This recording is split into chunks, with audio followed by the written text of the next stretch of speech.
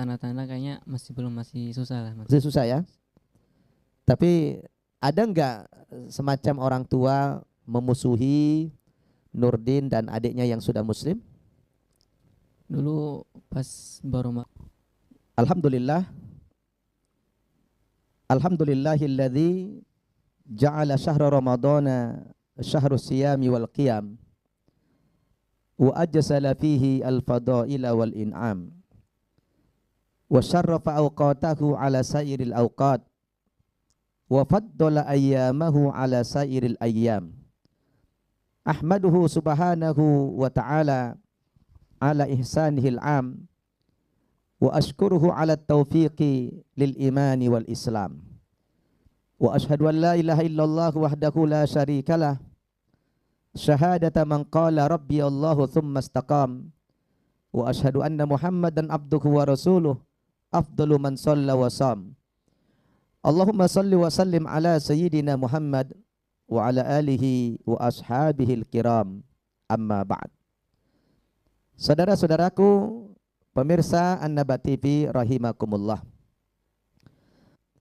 Dan hari ini kita masih dalam suasana menjalankan ibadah puasa di bulan Ramadan yang alhamdulillah kita sudah memasuki hari ke-21.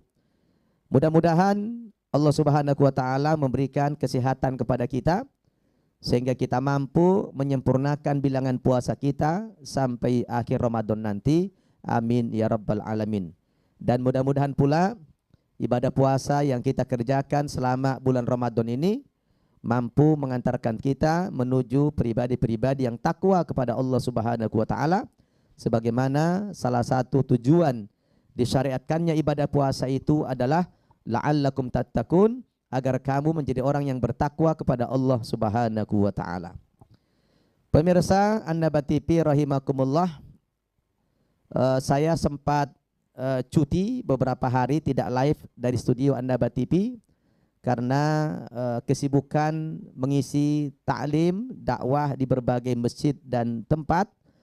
Maka pada kesempatan ini kita bisa live lagi di studio An-Naba TV, dan kali ini kita menghadirkan salah seorang santri mu'allaf kita yang tahun lalu juga sudah kita tampilkan, adalah Ananda Muhammad Nurdin.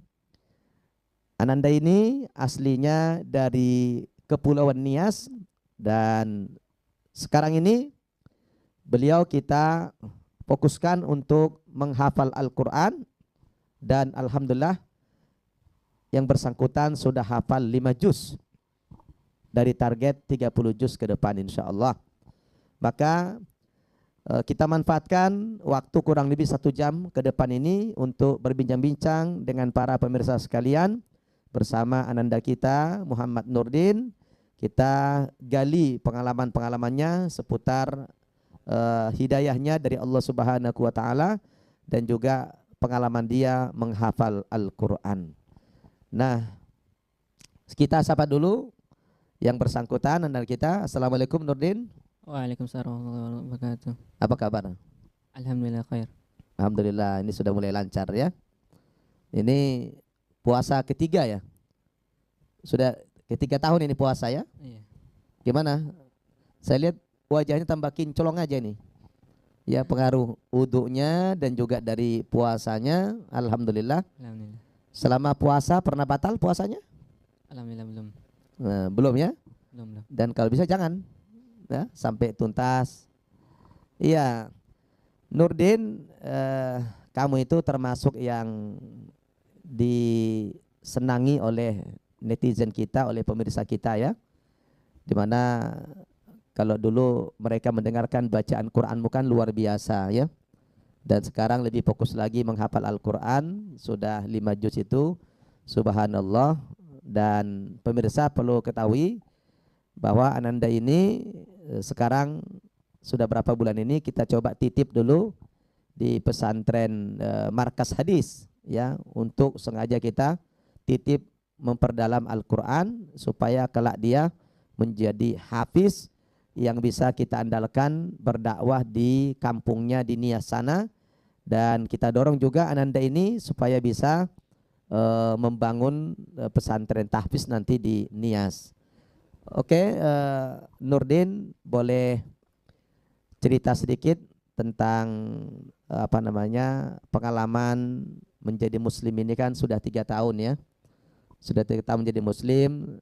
Orang tua sampai hari ini sudah ada tanda-tanda akan mendapatkan hidayah atau belum? Kalau tanda-tanda kayaknya masih susah lah, Mas. Masih susah ya.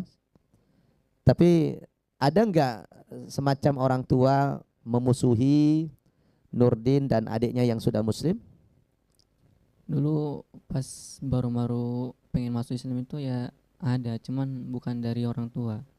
Dari Saudara-saudara jauh. ya, dari saudara-saudara ya. Nah, kalau melihat Nurdin sekarang ini sudah menampilkan wajah Islamnya, cara berpakaiannya sangat Islami sekali, berangkat dari satu daerah yang minoritas muslim, tiba-tiba menjadi muslim yang militan begini, mungkin kesan teman-temannya, keluarganya semakin, tanggapannya mungkin makin negatif ya. Iya, Ya, mereka bukannya respect ya. bukan. Nah, terus sudah berapa bulan ini kan Nurdin kita utus untuk menghafal Quran. Tentu kan target kamu ke depan bagaimana? Ya, target saya sih ingin 30 juz. 30 juz ya. Sekarang yang sudah lancar 5 juz. Sudah Insyaallah. kategori mungkin 5 juz itu ya. Insyaallah. Terus Nurdin terus juga mempelajari ulumul Quran ya. Kan bukan hanya menghafal. Kan dipelajari juga tentang terjemahannya, kemudian tafsirnya, begitu. Ya, jadi bagaimana perasaannya sekarang fokus menghafal Quran? Ada merasa capek kah? Atau enjoy saja atau bagaimana? Ya, kalau dari segi ngafal itu ya capek, soalnya capek ya, letih. Tapi kan di balik semua itu kan kunci keberhasilannya emang kayak gitu maksudnya.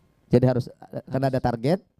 Jadi memang digojlok sedemikian rupa, harus bersusah-susah, bersakit-sakit, karena ya kunci sukses begitu ya. Kalau mau sukses harus siap bersakit-sakit dulu gitu ya. Iya. Nah, Masya Allah. Jadi target bisa habis 30 juz itu berapa lama? Kalau ya, jadi target setahun itu 10. Oh, setahun 10 juz. Berarti nanti 3 tahun sudah 30 juz. Ya kan? Sekarang Nurdin sudah berapa umur? 17. 17. Nah, nanti umur 20 tahun sudah 30 juz. Amin. Oh, pas itu ya. Baru nanti habis itu mendirikan pesantren mu'allaf. Insyaallah. Pesantren mu'allaf itu pesantren tahfiz. Maunya sih Tahfiz. tapi ya dalamnya bisa Mu'allaf juga, bisa umum gitu. begitu ya. Nah, terus hal apa yang mendorong Nurdin ini menjadi fokus untuk menghafal Quran? Apa yang memotivasinya? Kalau motivasi itu kayak kalau kita lihat orang baca Quran ini kayak hati itu menyentuh gitu. Tenang gitu, nyaman gitu. Nyaman ya. Jadi rasa pengen ke Quran itu lebih dalam gitu. Jadi Nurdin kalau baca Quran begitu suka nangis nggak? Kalau menghayati ya kadang-kadang nangis sih Kak ya. Karena Rasul mengatakan inna hadzal Quran, ya sesungguhnya Al-Quran ini diturunkan oleh Allah dalam penuh dengan kesedihan katanya kan. Maka apabila kamu membaca Quran menangislah, gitu kan. Kalau nggak sanggup menangis, kata Nabi, fatabakau, berpura-pura menangis, gitu kan. Itu kan ada hadisnya itu. Nah, beda nggak dirasakan suasana batin dulu sebelum Muslim dengan sekarang? Apa yang dirasakan perbedaannya? Bedanya banget. Jauh ya? Jauh banget. Nah, di antaranya apa? Kalau sekarang itu kan lebih gimana ya? Lebih wow gitu. Kalau dulu itu kan ya kayak anak-anak jalanan nggak jelas lah. Nggak ada kesan apa-apa ya. Nggak ada tujuan hidup mau sukses gitu. Gitu ya. Kalau di Islam ini, Masya Allah, dibentuk, diarahkan ke tujuan yang sesungguhnya gitu ya. Sehingga tiap hari ada program hidup ya, yang nyata. Ada. Gitu ya. Nah, sekarang coba pemirsa barangkali ingin mendengarkan bacaan Qurannya, udah rindu nih pemirsa ya sama Nurdin. Coba baca dulu Quran hafalannya. Ya terserah mau Tadi dari juz 1 sampai juz 5 ya. Ya silakan dibaca yang mana saja yang agak ini yang menyentuh lah. Ya, silakan. Langsung ya. أعوذ بالله من الشيطان الرجيم بسم الله الرحمن الرحيم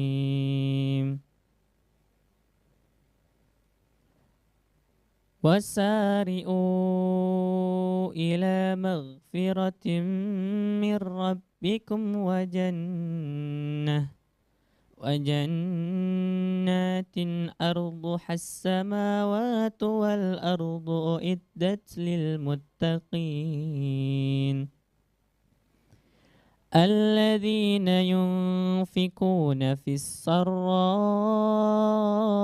والضراء والكاظمين الغيظ والآفين عن الناس والله يحب المحسنين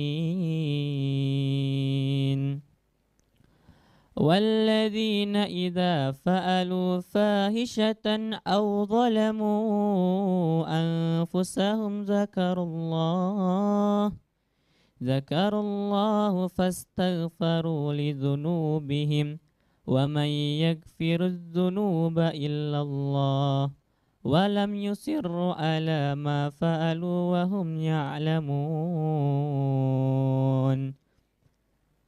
أولئك جزاؤهم مغفرة من ربهم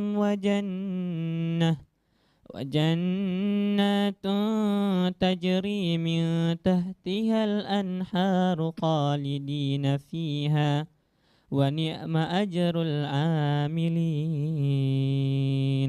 صدق الله العظيم. Masya Allah, Masya Allah. Iya, ini Nurdin itu baca Quran penuh dengan penghayatan, kemudian berlagu. Itu ngambil lagunya dari mana nih? Dari mendengarkan YouTube atau mendengarkan orang sedang baca Quran, atau dari cara sendiri begitu? Dari mana mendapatkan lagu itu? Ya, kalau nada sih lihat teman-teman penghafal Quran juga, cuman kalau susah ya jadi bikin sendiri tapi nadanya agak sama. Oh begitu ya. Kalau di sana biasanya tidak boleh ini ya, nggak boleh main handphone ya. Enggak. Jadi dilarang pakai handphone, pokoknya fokus menghafal gitu kan. Terus jadwal menghafal Al-Quran itu biasanya dari jam berapa ke jam berapa itu? Kalau dari persiapan dulu, kalau Persiapan. dari persiapan itu habis sisa sampai setengah 10 itu. Itu persiapan buat setoran besok paginya. Oh gitu.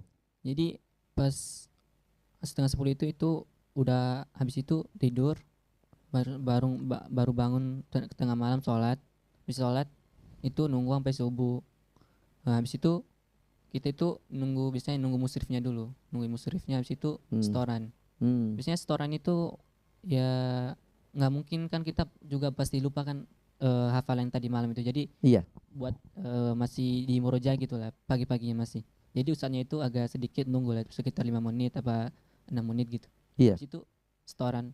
Habis itu kan biasanya lakunya itu agak sedikit bangin. Jadi biasanya sampai jam 7 biasa. Oh begitu. Sampai jam 7. Ada nggak kebiasaan Nurdin menghafal itu jam-jam 2 malam begitu? Pas saat orang tahajud? Ya mungkin pernah tapi nggak sering lah. Nggak sering ya? Nggak sering. Karena cerita para penghafal Quran itu waktu yang paling mudah menghafal Quran itu adalah pas tengah malam itu. Iya. Katanya lagi fresh, cepat masuk hafalan itu. Benar. Ya gitu ya. Iya. Di samping juga tentu faktor dosa ya. Kalau kita bikin dosa juga menjadi sulit menghafal ya. Tapi kalau sudah dikurung di pesantren, ya mungkin perbuatan dosa bisa diminimalisir sehingga fokus untuk menghafal lebih lancar lagi. Cuman kalau biasanya itu kalau tengah malam itu kalau menghafal itu, kalau ya kayak ibarat itu biasanya sholat. Iya. Cuman Quran itu ditaruh depan. Jadi kayak itu ibaratnya gitu loh, setorannya sama Allah gitu. Oh, Langsung. begitu. Jadi lebih khusyuk gitu. Jadi ada semacam keyakinan bahwa saya sekarang sedang setoran sama Allah gitu ya. Hmm. Seakan-akan ada di hadapan kita Allah begitu. Hmm. Subhanallah itu maksud. Ini pandangan pribadi atau ada guru yang mendoktrin seperti itu? Ini motivasi dari guru, Dari guru. dari guru tahfiznya. Oh, begitu ya. Hmm. Jadi upayakan ketika Anda menghafal Quran itu, di saat kamu tidak berhadapan dengan musyrifnya, kamu bisa berhadapan dengan Allah secara langsung gitu ya. Dibayangkan benar. begitu ya. Sehingga motivasi untuk lebih bagus itu ada. Jadi kadang-kadang kayak merenungnya itu jadi sedih gitu, sedih karena maksudnya itu karena kita itu emang Al-Quran itu pasti bikin hati kita itu tenang gitu. Jadi ada getaran ya. Getaran itu jadi pengen bikin bawahnya itu pengen nangis aja kalau lagi setoran malam itu. Kalau lagi sholat terus baca kayak setoran gitu. Masya Allah, Masya Allah. Pemirsa An-Nabat TV rahimakumullah, luar biasa testimoni Anda kita ini. Muhammad Nurdin, dia masuk Islam 3 tahun yang lalu dan sekarang kita didik untuk fokus menghafal Al-Quran karena kita punya target bagaimana kelak dia ini setelah tamat 30 juz itu kita kembalikan dia ke Niasana untuk membentuk satu lembaga penghafal Quran. Insya Allah kita support dari Jakarta dan itu cita-cita kita. Makanya santri kita ini kita dorong supaya mereka menghafal Al-Quran ya. Dan tentunya dengan ilmu-ilmu yang lain juga, ilmu-ilmu yang berkaitan dengan Al-Quran, ilmu agama, ilmu syariah. Begitu ya. Nah, pemirsa An-Nabat TV rahimakumullah, kita juga membuka kesempatan untuk dialog interaktif kepada pemirsa sekalian melalui saluran WhatsApp sebagaimana nomor teleponnya ada di layar atau di monitor Anda. Silakan dikirim teks saja untuk dialog dengan kami di studio An-Nabat TV ini, dan sangat menarik kisah-kisah perjalanan Nurdin sampai bisa menjadi penghafal Al-Quran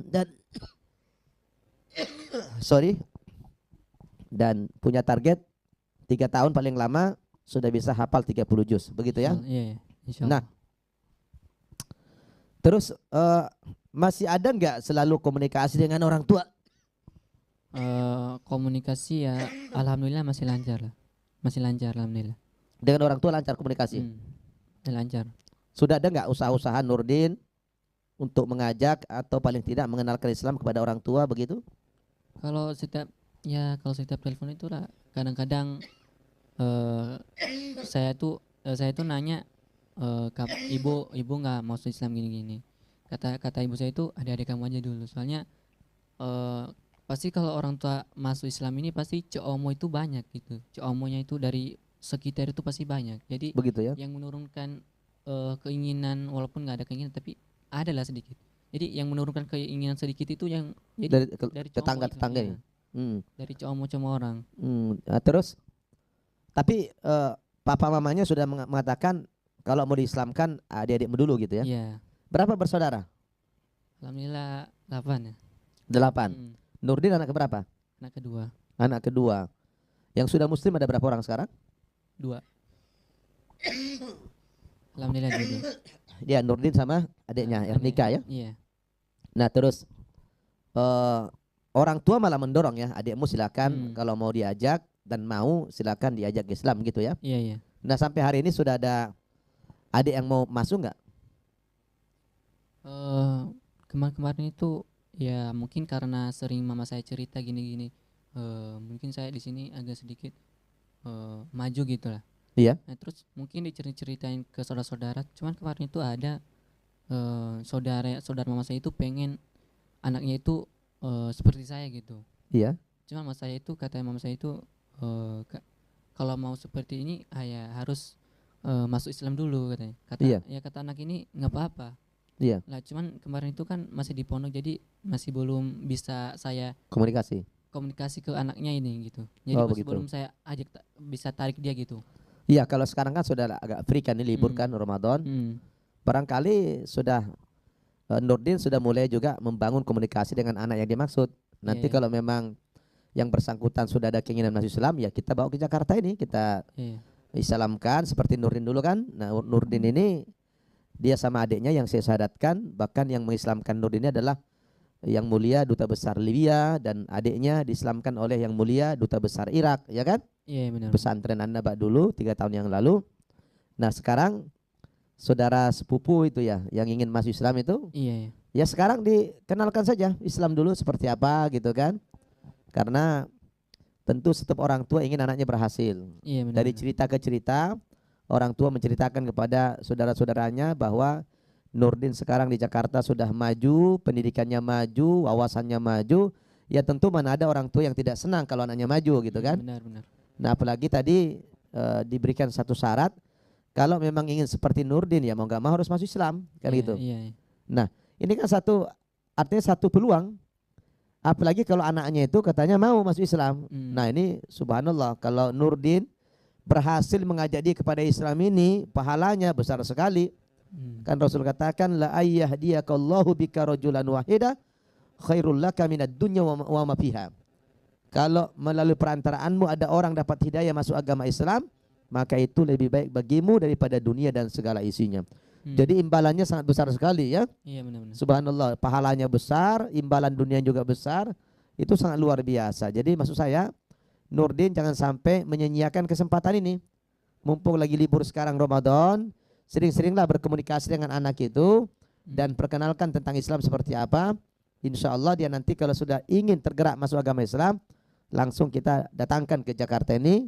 Ya, kalau dia tidak punya ongkos, nanti kita ongkosi dia ke Jakarta insya Allah. Insya Allah. Ya, luar biasa. Nah, pemirsa An-Naba TV rahimakumullah, dahsyat kalau kita sudah bincang-bincang pengalaman para mu'alaf ini, memang selalu membuat kita terharu. Apalagi mereka-mereka ini setelah masuk agama Islam, visinya ke depan itu luar biasa, ingin membangun agama Islam. Jadi kita terharu mendengarkan testimoni mereka masuk agama Islam. Nah, oleh karena itu kita buka kesempatan kepada pemirsa untuk berinteraktif dengan Ananda Nurdin ini. Langsung saja ditanyakan lewat teks di nomor layar Anda, sudah ada nomor teleponnya. Silakan kalau ingin bertanya lewat teks ya. Dan bincang-bincang kita dengan Ananda Nurdin ini sangat luar biasa. Saya sendiri merasa kagum ya. Baru 3 tahun sudah hafal 5 juz. Nah, saya sendiri sudah puluhan tahun masuk Islam, belum banyak hafalannya seperti Ananda Nurdin ini. Baik, Nurdin, sekarang ini sekolahnya udah kelas berapa ini? Kalau pas kemarin itu harusnya pindahan, cuman Iya. pas pindahan itu kan otomatis kelas 2. Iya. Terus pas nyampe di pondok itu dibilang itu Dites lagi. kalau masuk kelas 2 itu ya pelajarannya itu udah ada yang berubah gitu. Jadi kalau pelajaran tajwid jazari itu udah nggak dapat. Oh begitu ya. Nah, jadi yang saya incar itu ya tajwidnya sama gimana tulis bahasa Arab. Jadi katanya di kelas 2 itu udah nggak ada. Jadi otomatis saya itu mengulang gitu. dari awal ya. Akhirnya mengulang juga. Ngulang. Nggak apa-apa, yang penting kan ilmunya dapat. Buat apa kita mengejar waktu yang cepat kalau kemudian ilmunya tidak nempel? Iya kan? Karena masyarakat itu biasanya lebih respect kepada orang yang berilmu dan menguasai ilmunya. Jangan asal bunyi saja, iya kan? Baik, terkait dengan keluarga tadi, berarti selama ini Nurdin sudah ada usaha-usaha ya? Ada. Mengenalkan Islam kepada keluarga, kepada orang tua terutama, bahkan orang tua sudah memberikan komentar, kalau kamu mau mengajak saya, lebih baik adik-adikmu aja dulu diajak, gitu kan? Benar. Nah, ini satu modal ini. Artinya kalau orang tua sudah mengizinkan anaknya untuk dibina dalam Islam ini, itu sebuah kemajuan yang luar biasa. Dan mungkin selangkah atau 2 langkah lagi bisa jadi ayah ibumu itu masuk Islam ya. Insyaallah, amin. Karena biasanya orang non muslim itu kan agak ekstrim ya. Terhadap orang yang sudah masuk Islam itu agak ekstrim. Tapi ini si ibu ini sangat luar biasa apresiasinya, bahwa kegiatan kita suka tertunda dan setiap ada program pengislaman beliau selalu hadir dan juga memberikan kontribusi yang luar biasa. Ya. Nah, sekarang tinggal kalian ini yang menuntut ilmu, yang mendalami Al-Quran ini, saya pikir harus lebih bersungguh-sungguh lagi. Bagaimana nanti keluar dari pesantren itu sudah siap tempur ya. Sudah siap berdakwah kepada masyarakat. Ya, baik yang muslim maupun yang non muslim begitu. Oke, kalau Teman-teman yang fokus menghafal Quran sekarang di pesantren Markas Hadis berapa orang? Kalau itu kan pesantren itu masih baru, jadi Iya. baru 2 angkatan. Insya Allah tahun ini 3. 3. Itu yang target 30 juz. Ya itu semuanya itu targetnya 30 juz semua. Masya Allah. Jadi itu wajib, targetnya itu 1 tahun itu 10 juz, itu emang udah kewajibannya gitu. Udah kewajiban itu ya. Harus nyampe target. Jadi kalau nggak tercapai targetnya gimana? Jadi Ngulang. Bukan ngulang. Jadi kemarin itu saya emang nggak nyampe target. Jadi Iya. ustadz saya itu ngerti lah gitu. Ini kan mualaf, jadi Iya. agak sedikit kita kasih keringanan. Betul. Gitu. Jadi Pasti agak lambat lah ya. Takutnya kalau dipaksa-paksa harus ngafal gitu, takutnya ntar dia malah takut dipandang itu Islam ini kejam gitu-gitu. Betul, jadi betul. ustadznya itu dengan halus gitu mengajarkan yang baik buat ngafal Al-Quran itu. Jadi kata ustadz itu, ya kalian itu ngafalnya itu yang sebisanya aja, semampu kalian itu. Jadi kalau kalau dipaksa sama ustadznya itu pasti kita itu kayak mana, nggak suka gitu Pak kalau dipaksa gitu. Gitu ya. Jadi ibaratnya itu kayak itu, kita itu sangat dipaksa banget padahal kita udah nggak mampu gitu.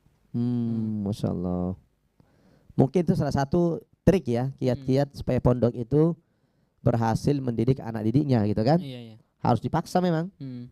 Ya kan, kalau nggak dipaksa ya orang jadi akan santai-santai. Kadang-kadang tidak seimbang antara biaya yang dikeluarkan dengan hasil gitu ya. Iya. Nah apalagi pesantren gratis seperti An-Naba ini kan gratis ya. Gratis, makan minum gratis semua. Bahkan mereka kita kuliahkan di luar sana kita tanggung biayanya. Iya. Artinya kita sebagai pengurus di pesantren ini cukup lumayan melelahkan sebenarnya. Iya. Nah terus kalau anak didikan kita nggak sungguh-sungguh ya kita juga kecewa ya kan. Iya. Jangan salahkan kemudian kalau beasiswa kalian dicabut kan gitu kan. Kenapa? Karena yang salah bukan kita, yang salah kalian. Kenapa nggak sungguh-sungguh menghafal Quran itu gitu kan? Benar-benar. Padahal menghafal Quran itu tidak ada kesulitan sebenarnya, mudah ya. Mudah. Iya. Terus waktu mula-mula masuk Islam dulu, Nurdin belajar Al-Quran itu berapa lama bisa cepat baca Quran? Ini kan udah bagus baca Qurannya nih. Berapa bulan itu? Ya kemarin tuh kalau Iqronya itu sekitar ya yang penting intinya itu sebulan itu udah ngafal juz amma lah. Udah ngafal juz amma, udah mulai ngafal juz amma. Iya. Dia sudah hafal juz amma ya. Pas baru masuk Islam lagi sebulan masuk Islam. Ya, Masya Allah ya. Jadi pemirsa Nabat TV, kita ini memang harus malu ya sama para mualaf yang seperti ini, baru 3 tahun menjadi muslim tapi wajahnya sudah berseri-seri karena sholatnya nggak pernah tinggal, di tepat waktu lagi, di masjid pula lagi. Kemudian dia memberikan buka puasa kepada orang yang berpuasa hari ini. Percayalah saudaraku bahwa apa tadi? Ya, jadi apa saya? Agak error, saya ngantuk.